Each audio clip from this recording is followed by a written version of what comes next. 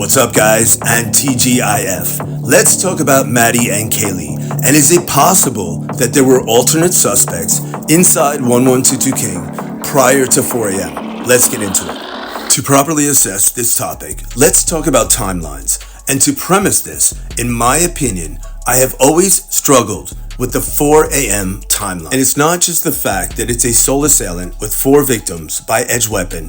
What really bothers me is the fact that there's literally no biological trail in that home, out of that home, and 0 transfer into the car at all. How is that forensically possible given the brutality of this crime? And when you add another layer of context to this, as we know, the 4 a.m. timeline has essentially been built around Dylan. And again, in my opinion, now that we've gotten more context, I have major concerns about not only Dylan's credibility, but again, this entire 4 a.m. timeline. We know Anne has also voiced her concerns about the timeline, and in a recent defense filing, quote, Mr. Koberger has maintained his innocence.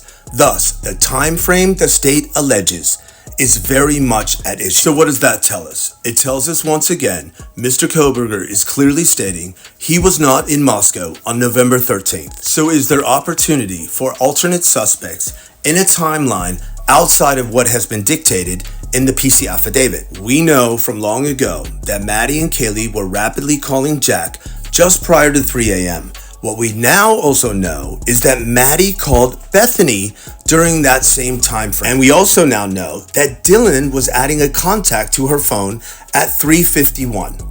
So what does all of this mean? First, it sets a window of opportunity inside 1122 King from approximately 3 to 4 a.m.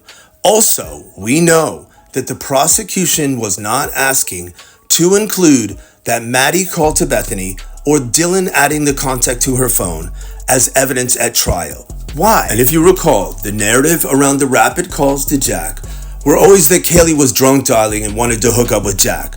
But does adding the context of the call to Bethany possibly suggest there was some alarm or those ladies were concerned about something?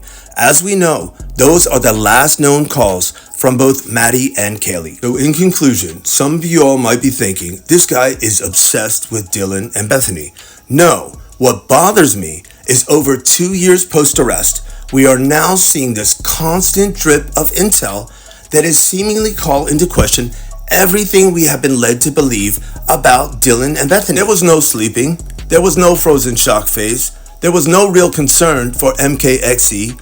They were not freaked out by a man in the house, and certainly no urgency to call 911. So we have to ask ourselves a couple things. Why has the MPD and the prosecution fought so hard to keep the facts and the narrative about these two ladies protected from the public? And more importantly, they were in that home with those victims where there's a huge gap of a couple hours where we know literally nothing. So were there other people in that home during that time frame? And it's not too hard to figure out. If the defense is clearly telling us that Brian was not there after 4, then the homicides occurred before 4.